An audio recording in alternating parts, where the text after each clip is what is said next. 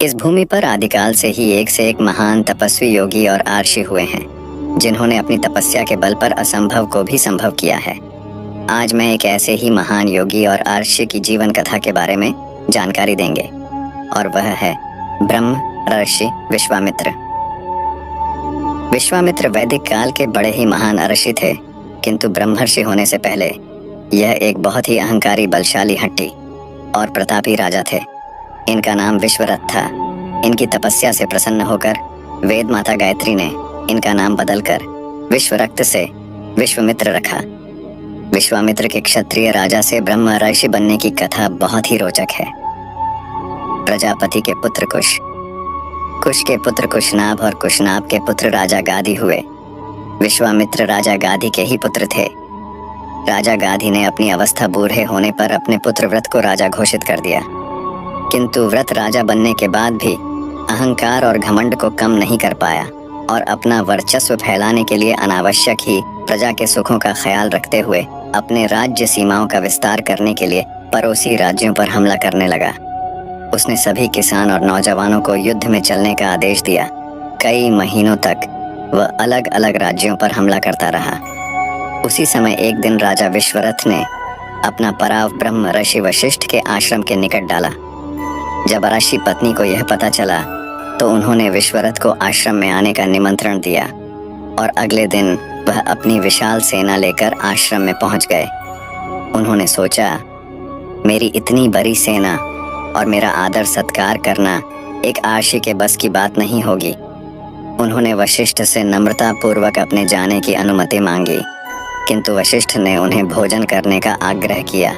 वशिष्ठ के पास एक चमत्कारी और सर्व इच्छा पूरी करने वाले नंदिनी गाय थी, जिसका आह्वान करके वशिष्ठ ने राजा और उनकी सेना के लिए अत्यंत स्वादिष्ट भोजन का प्रबंध किया। राजा ने ऐसा भोजन व्रत ने अपने जीवन में कभी नहीं खाया था। उन्होंने वशिष्ठ से पूछा, आपने इतना अच्छा अतिथि सत्कार का प्रबंध कैसे किया है? वशिष्ठ ने नंदिनी गाय के चमत्कार की बात बता दी। राजा आश्चर्यचकित हुए। अगले ही दिन वे अपने राज्यों को लौट गए। कुछ ही दिनों में उनके राज्य में भयंकर अकाल पड़ा। असंख्य लोग मारे गए। पूरे राज्य में अन्न की कमी हो गई, क्योंकि 18 से 50 वर्ष की आयु तक के सभी पुरुषों को राजा ने युद्ध में लगा दिया था।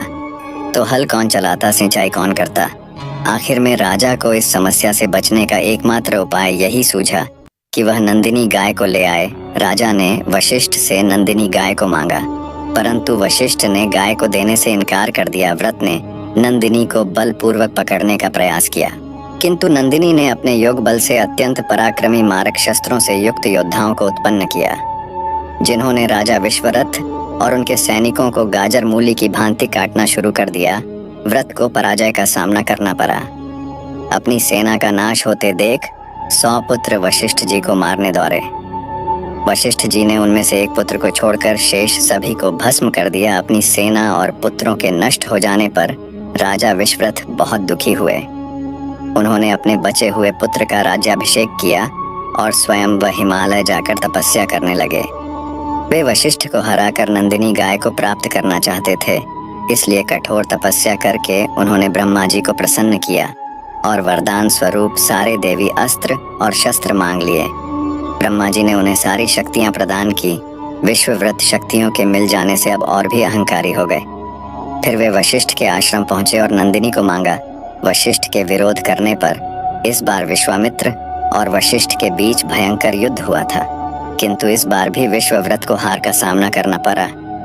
वशिष्ठ ने उन्हें समझाया कि अहंकार और हठ का त्याग करिए, किंतु विश्वव्रत ने वशिष्ठ को चुनौती दी कि वे राज ऋषि से ब्रह्मर्षि बनकर दिखाएंगे और फिर नंदिनी को लेकर जाएंगे। विश्वव्रत ने पुनः घोर तपस्या करना आरंभ किया। उन्होंने भगवान सूर्य की ज्वलंत आंखों से होते हुए उनके हृदय से उन्होंने मां गायत्री को प्रकट किया और उन्हें वैदिक शब्दों का आभूषण पहनाया। ऐसा करके उन्होंने संसार को सुख, शांति और संपत्ति का वरदान दिया। माता गायत्री ने प्रसन्न होकर विश्वव्रत का नाम विश्वामित्र रख दिया। इसी बीच इच्छुक वंश के राजा सत्यव्रत ने, जो कि राजा हरिश्चंद्र के पिता थे, हरिश्चंद्र का राज्याभिषेक कर उन्हें राजा बना दिया। सत्यव्रत सशरीर स्वर्ग जाना चाहते थे। उन्होंने अपने कुलगुरु वशिष्ठ के पास जाकर अपनी इच्छा बताई। किंतु वशिष्ठ ने इसे प्रकृति के नियम के विरुद्ध बोलकर उन्हें मना कर दिया। सत्यव्रत बहुत दुखी हुए। उन्होंने वशिष्ठ के ही ज्येष्ठ पुत्र शक्ति से अपने सशरीर स्वर्ग जाने की इच्छा जाहिर की और सहायता के लिए कहा। उन्होंने शक्ति को धन और वशिष्ठ से भी बड़ा आर्षि बनने का गौरव प्राप्त होने का प्रलोभन दिया। क्रोधित आर्षि शक्ति ने सत्यव्रत की अनीतिपूर्ण बातें सुनकर उन्हें त्रिशंकु यानी चांडाल हो जाने का शाप दे दिया। दुखी त्रिशंकु को जब पता चला कि विश्वामित्र और वशिष्ठ के बीच अनबन है तो वे दौड़ता हुआ उनके पास पहुंचा। विश्वामित्र ने उसे सशरीर स्वर्ग भेजने का वचन दे दिया। विश्वामित्र ने अपने चारों पुत्रों को बुलाया जो उन्हें दक्षिण प्रांत में अपनी पत्नी के साथ तपस्या करते हुए प्राप्त हुए थे और उनसे यज्ञ की तैयारी करने को कहा। उन्होंने अपने शिष्यों को आज्ञा दिया कि वशिष्ठ जी के पुत्रों सहित वन में रहने वाले सभी आर्षि मुनियों को यज्ञ का निमंत्रण दे आए। किंतु वशिष्ठ के पुत्रों ने यह कहकर मना कर दिया कि जिससे यज्ञ के यजमान चांडाल और पुरोहित क्षत्रिय हो उस यज्ञ में हम नहीं सम्मिलित होंगे। यह सुनते ही क्रोधित विश्वामित्र ने वशिष्ठ के पुत्रों को कालपाश में बांधकर यमलोक जाने और साथ 100 वर्षों तक चांडाल योनि में विचरण करने का श्राप दे दिया।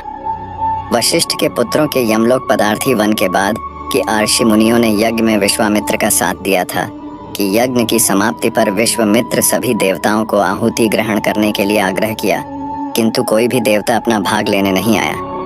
इससे क्रोधित होकर विश्वामित्र ने अपना आधा तपोबल त्रिशंकु को देते हुए सशरीर स्वर्ग भेज दिया। स्वर्ग में इंद्र ने त्रिशंकु को शापित कहते हुए उसे अयोग्य मानकर स्वर्ग से निकाल दिया। फिर वो सिर के बल पृथ्वी पर गिरने लगा और विश्वामित्र को रक्षा के लिए पुकारने लगा। गिरते हुए त्रिशंकु को विश्वामित्र ने मार्ग में ही रोक दिया।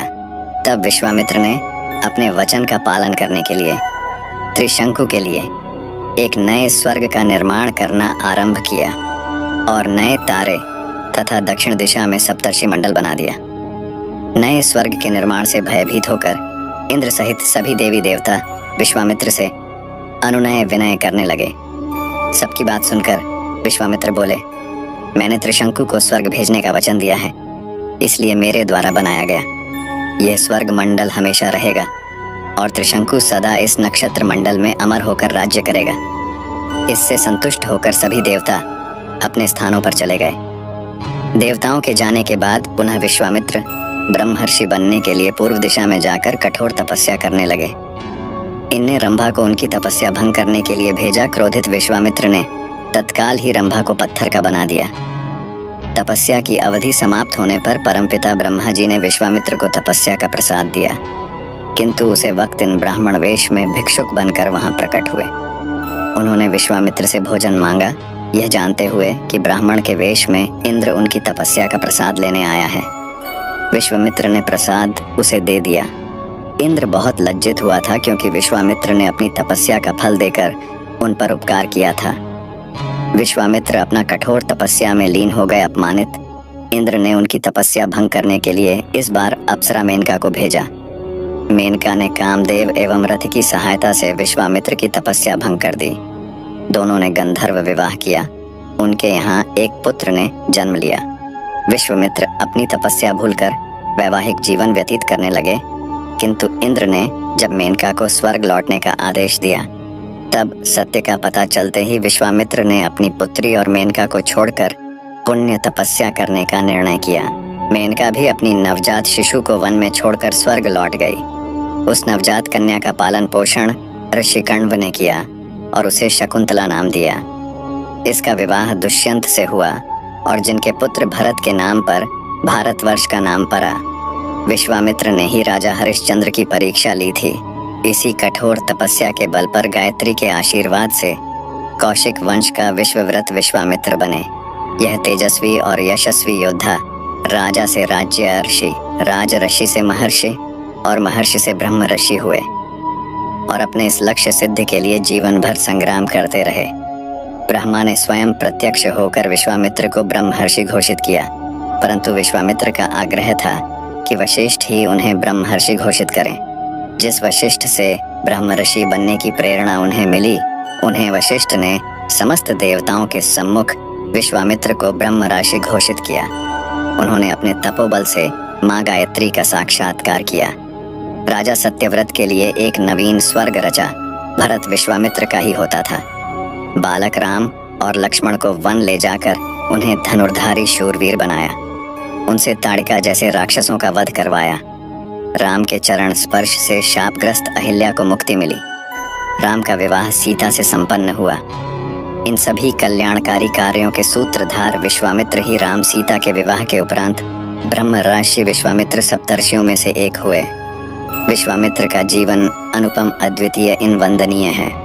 बाकी अगर ये कहानी आपको अच्छी लगी हो तो इस वीडियो को लाइक